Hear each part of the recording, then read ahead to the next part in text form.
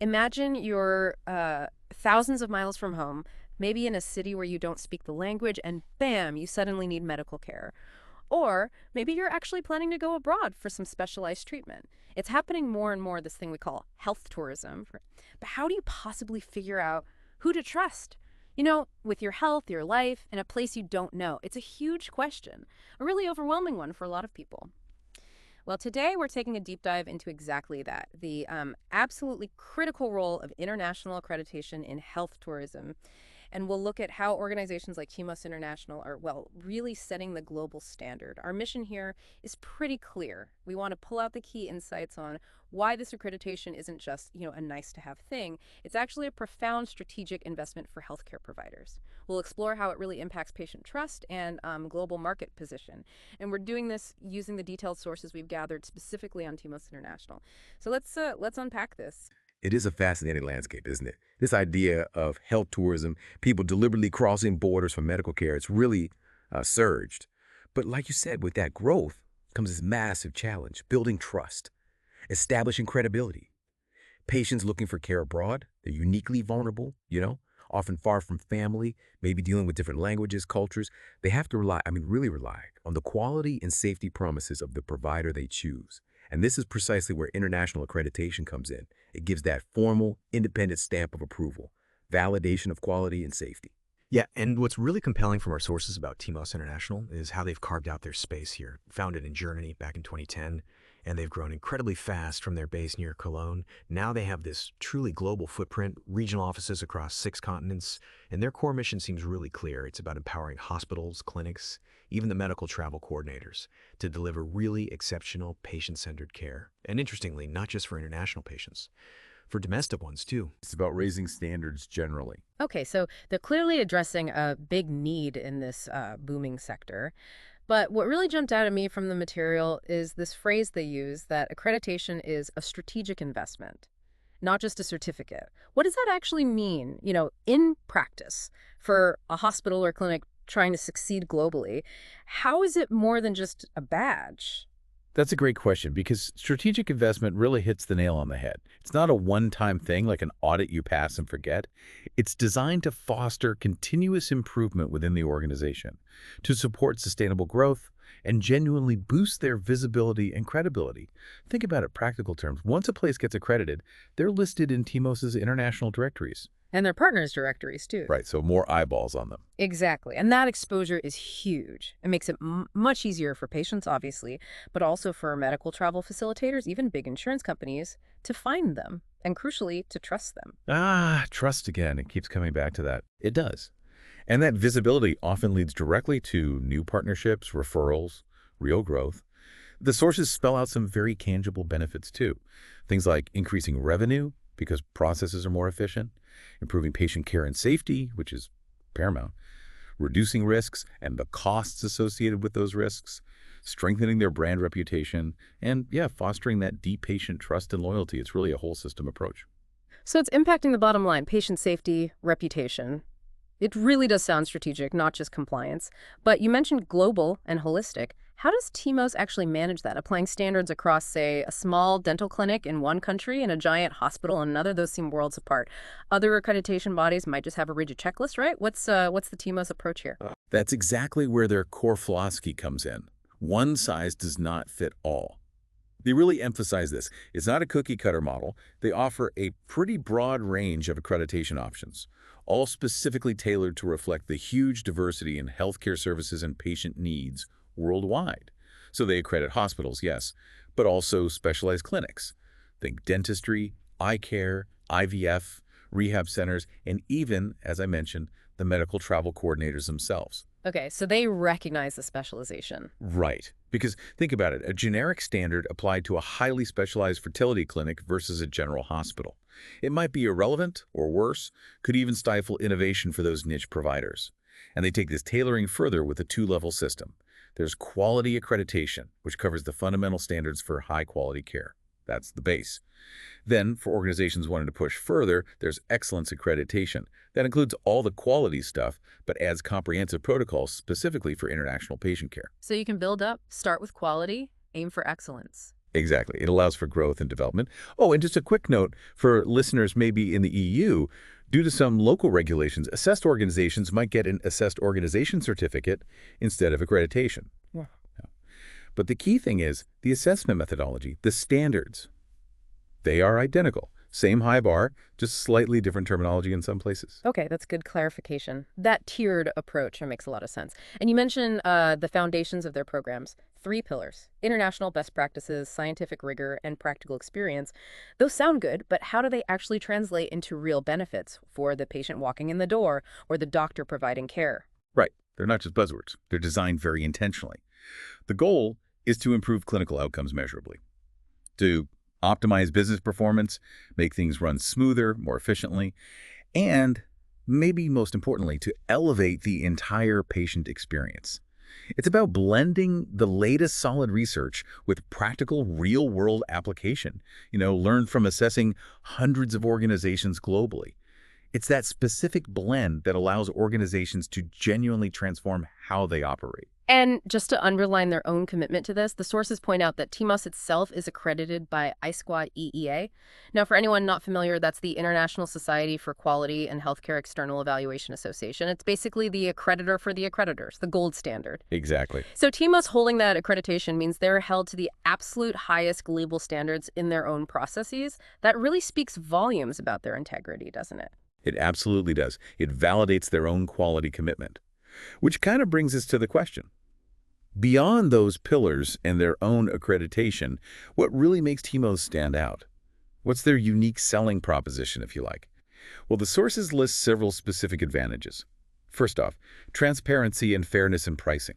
They actually publish their price lists. No hidden costs. That's pretty unusual in this space, isn't it? It can be, yes. And it's a big deal for providers budgeting for what is, let's face it, a significant investment. Second, they focus on empowering the organization. They provide user-friendly online tools designed to build up internal knowledge and skills. The idea is to reduce reliance on expensive outside consultants. They want the organization to own the quality process. So building capacity internally makes sense. Third, personalized support. You get a dedicated human contact person, not an automated chatbot, but a real person to help navigate the process. That's huge when you're dealing with complex international standards. Definitely less frustrating. Fourth, those customized standards we talked about, tailored for organizations of all shapes and sizes. And finally, their global expertise. This is key. Their assessors aren't just academics. They bring practical, hands-on experience from working in over 100 countries. That ensures a truly global perspective, understanding different healthcare systems, different cultures. Wow, over 100 countries. That really emphasizes the international in their name. It's not just a Western model being imposed everywhere. It sounds like it's genuinely culturally sensitive.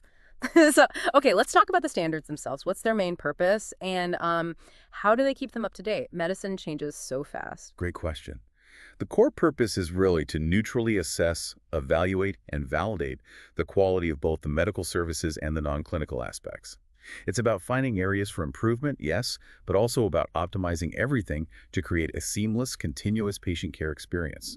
From the very first email or phone call, right through treatment, recovery, and even follow-up after the patient goes home, the standards aim to cover that whole journey. The entire continuum, as they call it. Precisely.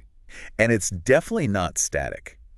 TMOS uses the plan, do, check, act cycle for developing and refining their standards. It's a continuous loop. Plan improvements, implement them, check if they worked, and then act on those findings to make further adjustments.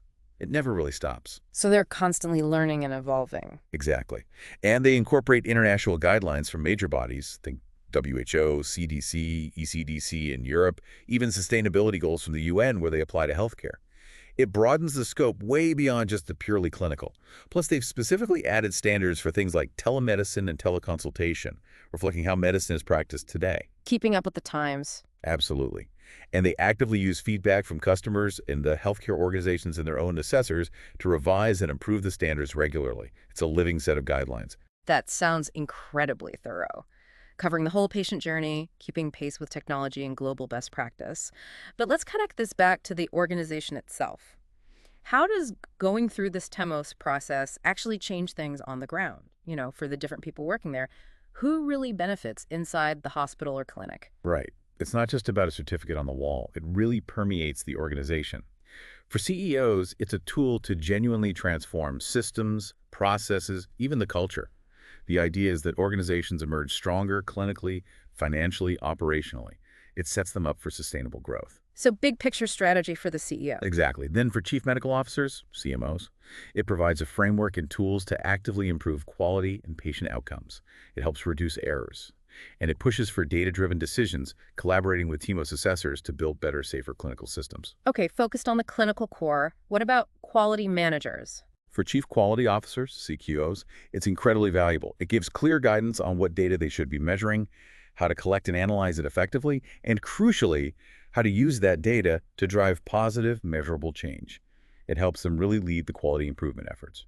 Making quality management more systematic and impactful. And the money side, CFOs. Ah, yes, the chief financial officers. The benefits are definitely there. Significant cost savings can come from increased efficiencies, reducing waste, maybe plugging gaps in service delivery that were costing money. But it's also about income generation. Higher patient satisfaction leads to more referrals, a better reputation, and importantly, accreditation makes the organization more attractive to third-party payers, like insurance companies or corporate sponsors looking for reliable, high-quality partners. So cost savings and revenue generation, that's a strong argument. Very strong. And finally, for the international patient departments, the people often on the front lines with health tourists. For them, TMOS accreditation is proof of their commitment to that entire healthcare travel continuum we mentioned, the whole patient journey. This makes them much more competitive globally. It helps them attract and better serve international patients, showing they understand their specific needs. Wow. Okay, so it really does touch pretty much every key role within a healthcare organization. It's not just a clinical or quality department thing. And we can actually see this impact playing out in the real world, right? The TMOS news updates show some great examples, Yes, absolutely. They highlight accreditations across different specialties and locations. like ISOSA and ISO Thessalius in Greece achieving quality in medical care, and that's a major general hospital group. Right, a big validation for their standards. And then you have the private DOC Oral and Dental Health Polyclinic in Turkey getting quality in dental care. Shows the specialization works. Exactly. Proves it's not just for massive hospitals. And even mental health, Agios Charlambos Mental Health Clinic in Greece achieved excellence in medical tourism. That's fascinating. It really shows the breadth. And a huge one. Saudi German hospital Makkah in Saudi Arabia. They became the first tertiary care hospital there to get dual accreditation, excellence in medical tourism and quality in medical care. That's a major milestone, setting a new benchmark in the region. Definitely. And it's not just individual hospitals. TMOS is also involved in broader collaborations, like signing an agreement, an OU with Uzbekistan's national accreditation body to share best practices. Yeah, that shows they're not just assessing, they're actively helping to build capacity and raise standards globally. So these examples really drive it home. From Greece to Turkey to Saudi Arabia to Uzbekistan, covering dental, mental health, major hospitals, it demonstrates the wide reach and relevance of what TMOS is doing. It feels like more than just accreditation. It's like fostering a global community of quality. That's a good way to put it. So bringing this all together, what's the main takeaway here? What's the core message from our deep dive? It seems clear that international accreditation, especially when it's tailored and comprehensive like the TMOS approach, isn't just some label you stick on the door. It really is, as they say, a profound strategic investment. It builds that crucial trust with patients, with partners. It ensures quality not just clinically but across the board. It drives real financial benefits, efficiency, growth, and ultimately, it seems to elevate the whole patient experience, which is so critical in health tourism. It feels like a win-win. I agree. It touches on so many aspects vital for success in today's global healthcare market. And it makes you think, doesn't it? Mm-hmm. Considering how fast global healthcare is changing, how interconnected we all are. Here's a thought to leave our listeners with. How might this kind of transparent, internationally recognized accreditation become not just an advantage, but maybe an absolute necessity? You know, for basic patient safety and for organizations simply to remain sustainable in the coming years. That's a really powerful question for the future. It shifts the perspective from nice to have to potentially essential. And it reminds us that these standards ultimately aren't just about protecting individual patients traveling abroad. They have the potential to uplift entire healthcare systems. It really invites you to consider the deep, far-reaching impact of setting these global quality benchmarks.